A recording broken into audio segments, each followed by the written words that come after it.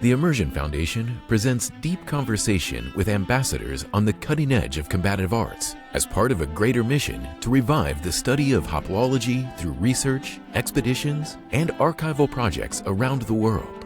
The Immersion Foundation combines rigorous academic research with hands-on immersion in the combative arts and elite performance training, forging a new path of growth, adventure, and contribution.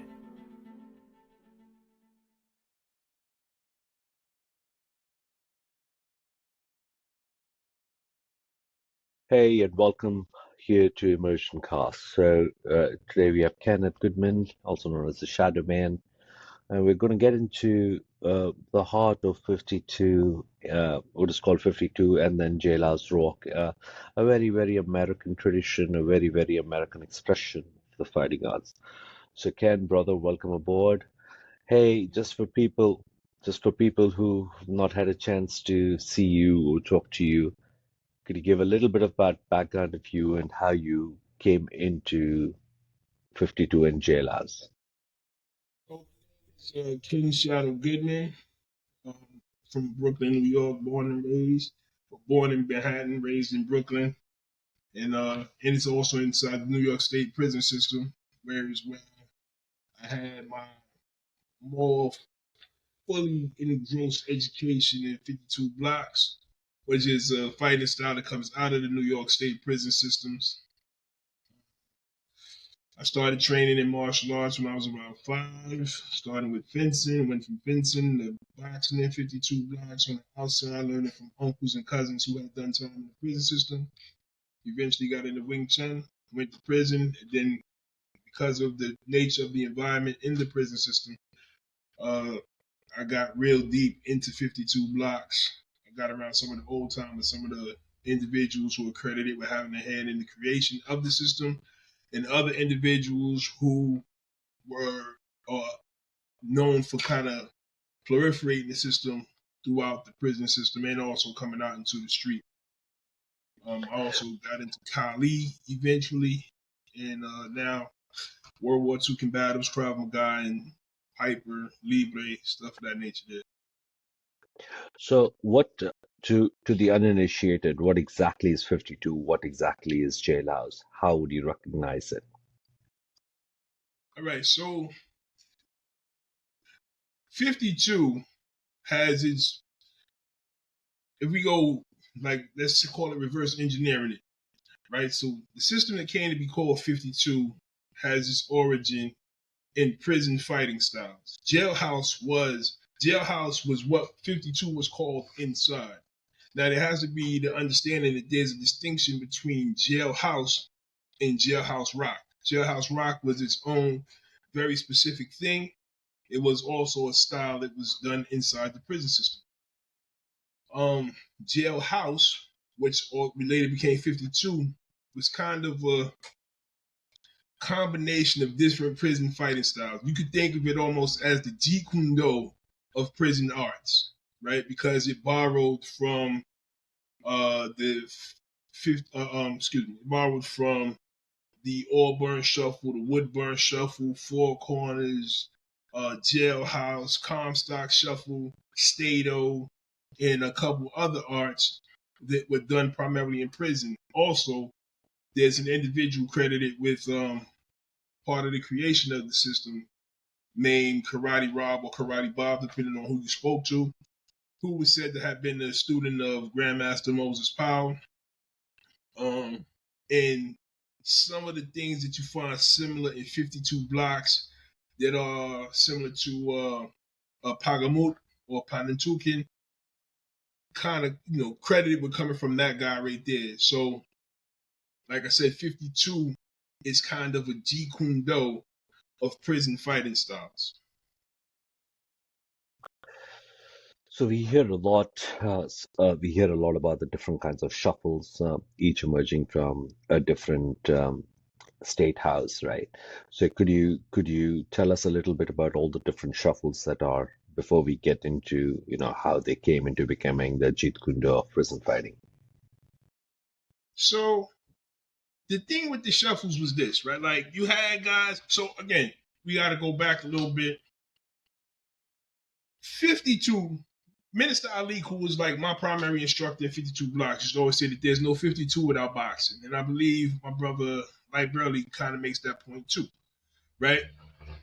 And so you have to go back to before prison, the Chitlin circuit and all that, guys boxing, right? Guys go into the prison system, and the first named style in prison was called Stato, right? Now, Stato was pretty much characterized by using your elbows to strike to block, punching people on the collarbones, punching the forearms and stuff to make a dude want to drop their arms. You know, you might throw the hook to the elbow to get them to open up the body shot, stuff like that. It's basically dirty boxing, right? All right. But because people differ in size and stature, everybody can't apply the system the same way.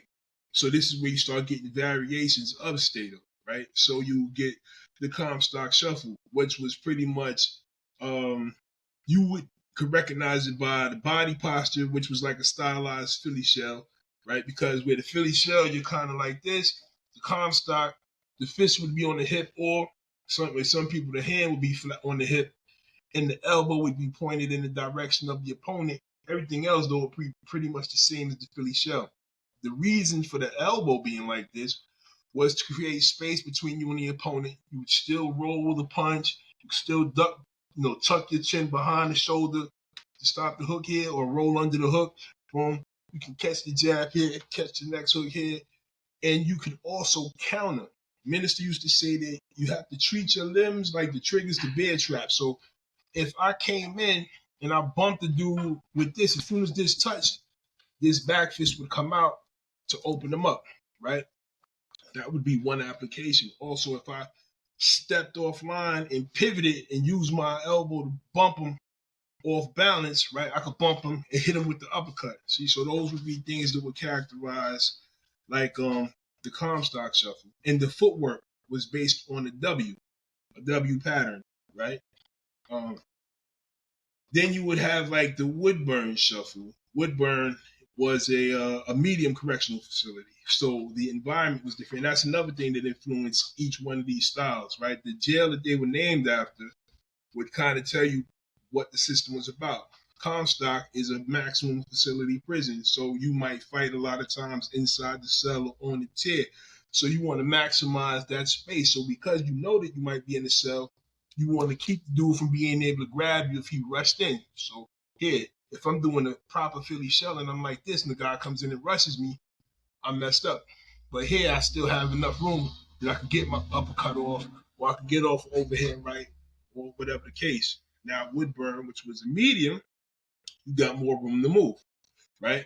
So you would find blocks like the fan or the windmill, right? And the movement is more you're stepping offline. You're still moving out the way, right? But as I step offline, boom, I would be setting up for an overhead right, coming in with the two top knuckles off the back like this, right? Auburn, another max facility, right? So Auburn would also have that close quarter type thing. But because Auburn was a spot where the only way to get a shower was to either go to the gym, the bathhouse, or the yard, right? These were places where you might encounter some type of difficulties, right? Engaging with other prisoners. So this would inform that style. So each style was kind of influenced by the jail that the style was named after, right? And, you had individuals who were particularly good at each of these individual systems. And at some point, they all end up down on Rikers Island together, right? And they start doing a compare and contrast, because it wasn't like you would have one dude and he would only learn the one style. This guy might do some time in Auburn, or sometimes somewhere with somebody who had been in Auburn, and they start exchanging ideas, right? So I know the Comstock, you know the Auburn Shuffle. We spar around or whatever the case, and I might learn a couple things from you, you learn a couple things from me, and then you start doing your own thing. And then the both of us might run into somebody who knows the Woodburn Shuffle, and the same thing happens again, right? So this would be the beginning of where this would take place. Also, you had a lot of guys in prison who were phenomenal boxers. So just taking a step back, right? One of the things that people have to understand with guys who are like fighters in the prison system, dudes are always trying to increase their skill set, right? Enhance their skill set, step their game up. So when you came across somebody who you felt you could learn something from, you did that, right? You came across a guy who was a really good boxer, and maybe he had a way of throwing a hook that you hadn't seen before, right? Or maybe he had a trick for landing an uppercut that you hadn't seen before, right? You would get that. Like, for example, there was a brother named Z Black, Z Black was about 6'5", big guy, but he fought like a little man. He liked to fight in close. And he had this thing he called the short jab, and he had a way he would develop power, but he used the short jab in order to get close so that he can do everything else, right? He used to like the block punch. Like, I learned 4 walls from Z Black, which was another prison fighting style, basically wall fighting, right? Boom. But in a perfect world, the way 4 walls is done, you want to be in a corner. So that basically it's a wall here, the corner, wall here, and then you represent the other 2 walls out this way. That's why it's 4 walls. And you would be bouncing off the walls as if you were in a boxing ring and you were on the ropes, right? Boom. So you would be using the wall, deflecting punches into the wall to make him mess up his fist, using your elbows to block, right? Bouncing off the wall to generate power, which again predates Casey, right? Because I see guys from Casey do that as well, right? But 52 Blocks have been doing that for years and years and years. Like I said, 52 goes back to Stato. We're talking about the 1950s. So before there was a Casey, there was dudes fighting in the prison system, and guys was bouncing off the wall to generate power in their strikes in prison for years and years and years, right? Excuse me. So all of these things start to culminate, and you get all of these different guys who know different styles and guys who are really good boxers, and all of these dudes come together down on Rikers Island. I believe it was in the 6th building, but it may have been HDM, right? Actually, I believe it was HDM because they didn't have a house for adolescents at the time. There was no C-74. And these guys get together. You get Minister Ali, you get China Church, you get Jamal, you get Karate Rob, you get Onions and Glassman, and all these guys together. And each one of them know different fighting styles, right? Or some of them know, some of them know more than one of these fighting styles. And they start to compare and contrast. They used to come out every day. Minister said they used to come out and go to the back of the door. They had nothing to do, right? Nothing to do all day. So they would, he said they had a saying, wrap up what you don't want broke up. And they would wrap up their hands, wrap up their elbows, wrap up their knees, and come out and go in the back of the block and just fight. And see, sparring more. But sparring with in the prison system is basically a fight. The only thing we just agreeing that we're not going to try to knock each other out. But everything outside of that is fair game, right? And guys just go for what they know. So you have all these guys who are street hardened, right? They are essentially in for a while, and protecting honor is key. So how did these guys, when fights broke out, what was it like? And how did they fight when you have guards on the lookout and you have the coppers all around? How did this happen?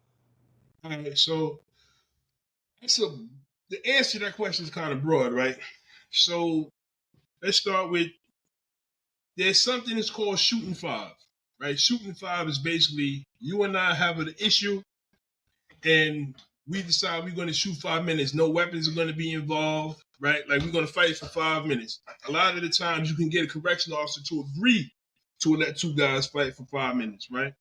Like on Rikers Island in the dorms, if you go to the back of the dorm and the police isn't in the dorm, they can't see back there because if they're in the bubble is basically the officer station. Their eyesight is limited toward the back, so they can't see back there. So 2 dudes go in the back and they fight. If you were in the cell block, on Rikers Island, you go in a cell. The police can't see in the cell, and most times they're not walking up and down the tier to see what's going on, right? Excuse me 1 second. Right? They're not walking up and down the tier to see what's going on. So you can go in the cell, fight with somebody or whatever, and you know, one man come out. If it's just a fist fight, then somebody's going to walk out of the cell, right? He may not walk out the way he went in there, but somebody's going to walk out the cell, right? When you get upstate, it changes a little bit, right? So let's use Comstock as an example. In Comstock, on the weekend, in every jail on the weekend, you can IG your cell, which is basically clean your cell, right? In Comstock, what the police would do, they take a list in the morning. You put down that you want to IG your cell. When we come back for breakfast, they crack all the cells. The tier is locked at both ends. The cleaning supplies are already out on the tier, and then the police are gone, right? So the only people on the tier are you and all the other prisoners, right? So now you want to fight? Nobody's breaking that up. You can fight on the tier. You can run in somebody's cell and fight in the cell, what have you, right? That aside, if it was a situation in the yard, right? The long and short of this is there are blind spots in every facility, right? You got to understand that CCTVs, that those cameras are a relatively new phenomenon, right? So back in the 50s and the 60s and the 70s, prison wasn't a priority for those things, not on the yard. That stuff would be in the administrative buildings and things like that, where they think somebody might try to escape from. But on the yard and on the tier, you didn't really have cameras, right? So there was always a blind spot. If the police couldn't see it from the tower, you could go over there and go for what you know, right? So that would primarily be how dudes would get into it. You know where the blind spots are, because prisoners, everybody knows where the blind spots are, right? So if you and I have a disagreement about something, right, and we want to handle this like men, we go over to one of these blind spots and we deal with what we got to deal with, right? So that's the individual circumstance. Now, if you get with groups, you belong to a group, I belong to a group, but you and I have an issue with each other, right? Then the heads of those groups would determine, like, all right, cool, your guy and my guy are going to go over here, and they're going to resolve that issue, right? Nobody's going to get involved, nobody's going to get jumped or whatever the case, boom. And again, we find a blind spot, right? When you're dealing with multiple individuals, now it becomes a little bit different, right? I tell people, one of the first fights I ever saw a minister get into was him against 3 dudes. And like he beat the brakes off of these dudes, right? And it was in the yard. They didn't get away with it. They got caught, right? What you have to factor in is the response time, right? It's not like the movies. No correction officer just running out there jumping in the middle of a gunfight. Gunfight is when people have weapons or whatever. Like Minister never really was a weapon guy. He had these gloves he would put on. That was primary. His hands was his weapons as far as he was concerned. But the 3 dudes he was fighting had knives, like knives, right? Prison knives, shanks, or whatever you want to call them. And, no correction officers jumping right in the middle of that. So they're going to wait for backup. They're going to wait for the squad to come, and then they're going to run out there. Now, the guy in the tower may be yelling at them to comply. But again, we go back to those blind spots. The tower doesn't have, it has a finite field of vision, right? If you can get off angle just enough, then the officer can't get a clean shot over to one of those blind spots, right? So you can essentially go over there and beat somebody to death or stab somebody to death, right? And it's not really much that he can do about it until the other officers get out to the yard to restrain the individual, right? So guys were aware of that. This was one of the reasons that, so you and I have spoken before about the difference between the way 52 was practiced in the prison system and the way it was practiced in the street, right? In the prison system, there's a sense of urgency attached to 52 because you wanted to end the fight brutally and efficiently, right? In the least amount of time possible. The part of the reason for that was because you knew that you had a very limited time to get this person out the way. This person was an obstacle. You needed to remove that obstacle from your path quickly, because if the correction officers came and intervened, you was going to the box, right?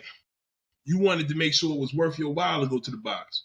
So you wanted to hurt this person badly for putting you in a situation where you had to go to the box, because nobody wants to go to the box. It's not a fun place, right? Boom.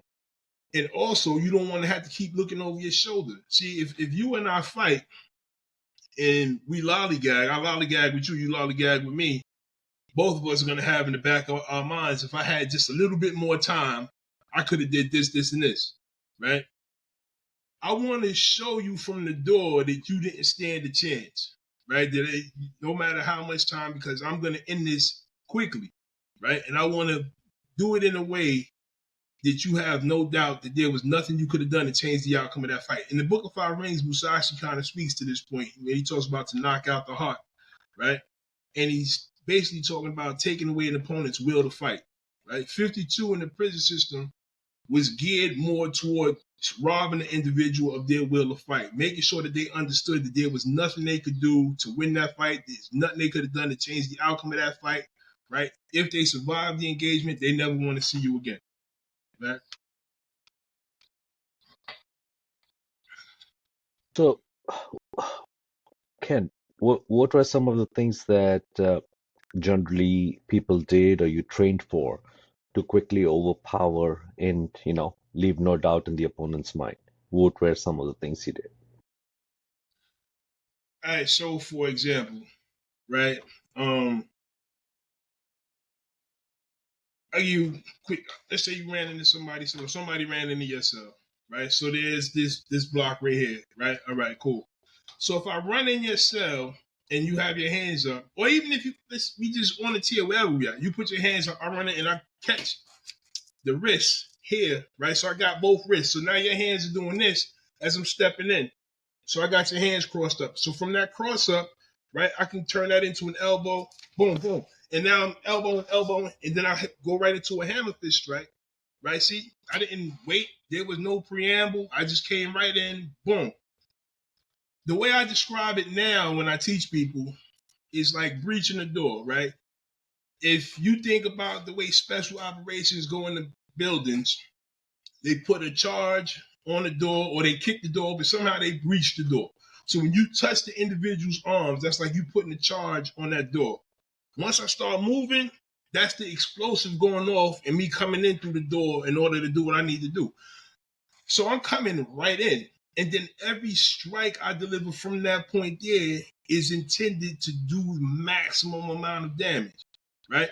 So in that example right there, if I cross up here, boom, and come in with this elbow strike, I knock his chin up. I could go from that knocking his chin up and then take the forearm and hit him in the throat. Boom. But it's going to knock him back. As his head goes past his hips, I drop, because 52, there are a lot of level changes, right? So as I pop him here and his head goes back like this, I drop low and maybe punch his knee out, right? Boom. So now his legs are going this way, his head is going this way, he's coming down, and I slam him on the back of his head, right? He's got a lot of things to consider about his life choices at that point, right? Because, well, we're not going to get too graphic, but you can see how that can go bad. But that's an example, right? You might break a dude's knee. You break a dude down. I could come in with the same fan block and now use it for a split entry. So when I come here and then I punch him on the hip, which forces his head forward. So if I punch him on the hip, then come into this Comstock motion like this, now his head goes back. So I punch him on the hip to bring his head forward, hit him with the elbow to knock his head back, and then as his throat is exposed, I punch him in his throat. Right? See? Boom. Brutal efficiency. That's the difference between 52 on the street and 52 in the prison system. 52 in the prison system was intended to be brutally efficient and effective. Where on the street it was more intended to, like, a flashy thing.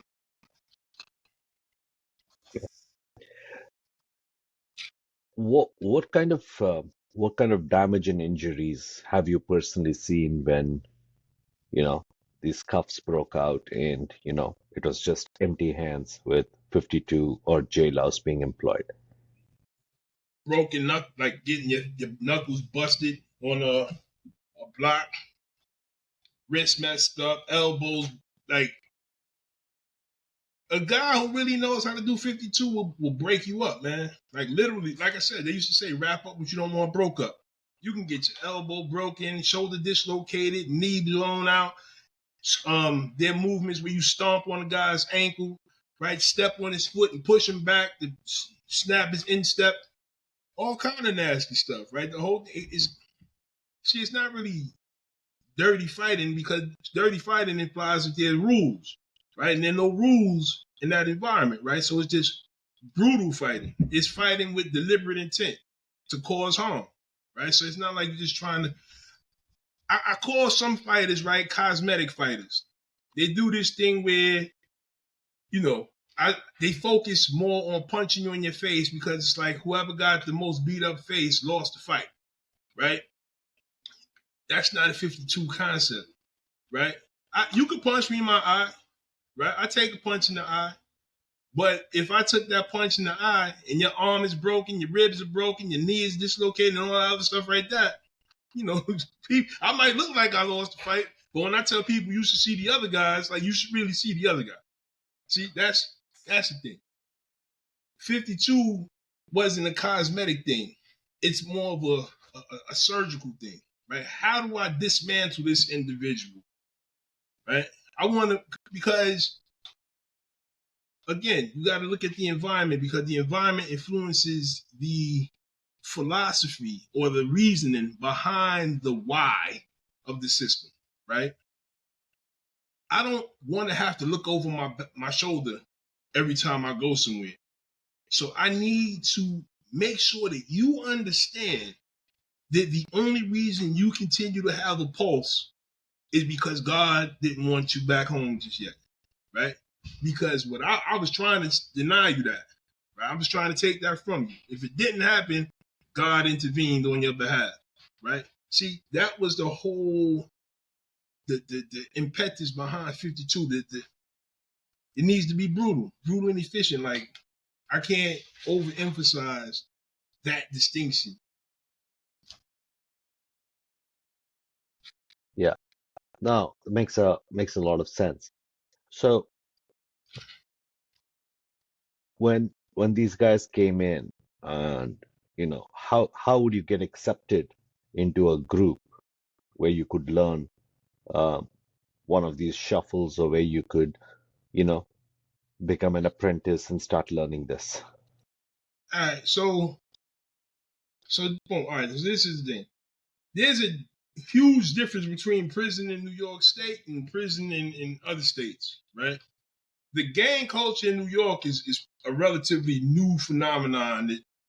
It's about a little over 20, maybe 30 years old, right? For the most part, during the prison system, back in the days when 52 was like a big thing, you didn't have all of that. You had like a couple Latin gangs, right? We didn't have any of the white gangs that they have out west or whatever the case.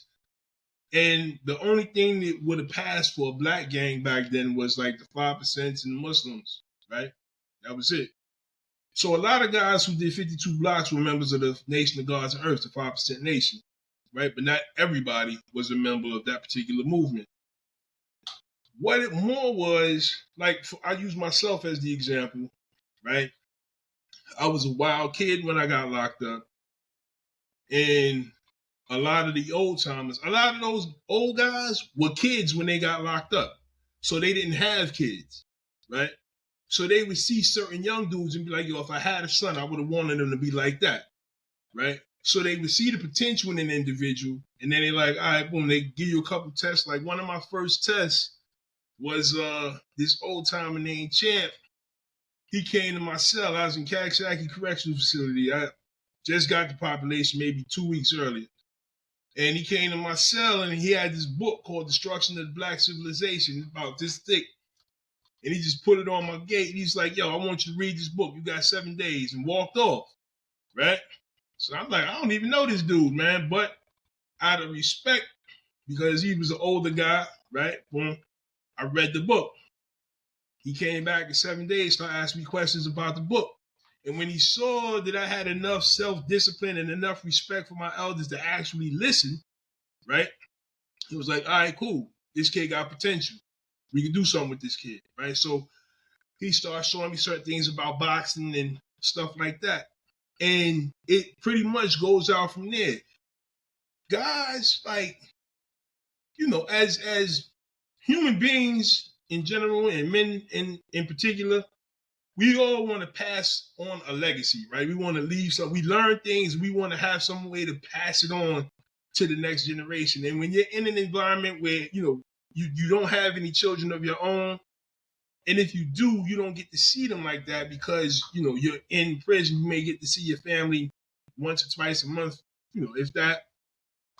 You find individuals who remind you of a younger you, and you think of the mistakes that you made and the things that you would do differently, and you teach those things to that person, right? And it was a lot of that inside the prison. Like, I'm not trying to make it seem like prison was this great place, because it wasn't, right? It wasn't a summer youth camp or no mentor program or anything like that. But you had guys who were genuine dudes. They made mistakes when they was young. They realized they made mistakes, and they were trying to find ways to correct those mistakes. They knew they wasn't ever going to return back to the streets. So it's like, all right, this young guy who reminds me of me when I was his age has an opportunity to return to the streets. I want to make sure that he has the information he needs so he doesn't come back here. Like, again, I use myself as the example. I spent a total of 25 years. I did 24 straight, came home and got a BS violation and did another year, right? But I credit my being home for this long. I've been home now just about 10 years. December will be 10 years, right? And I credit that with a lot of what I learned from those old timers, man. The ones who saw potential in me and was like, yo, this kid is better than the prison system. He can do so much more out in society, right? If not for their intervention, I could have stayed a young dumb dude, and that Ken, young you're dumb breaking you're became breaking up, brother. an old dumb dude, and I'd have been in and out the prison system, or went back in and stuck for the rest of my life in it. So that was pretty much the thing. They looked for individuals who had potential, right? You had to have some type of intelligence, and they wanted to see that they could take that and build on that. You had to have a good foundation for them to build on, if that makes sense. Yeah, we seem to have some connectivity issues today, Ken. So I think this gives a good overview, brother. So what we should do is maybe next time around on Friday, if we can spend some time and talk about the various training methods, the deck of cards, how the shuffles were worked, and give people a good overview of that, and maybe also discuss a little bit about what you plan to show while you're here at the lab with this very small elite group. How does that sound? Sounds good, but could we do it before Friday? Because Friday I'm gonna be out of town, working with some guys, doing some stuff. Okay, Thursday morning. All right, cool. Thursday morning sounds good. All right, just hold on one sec.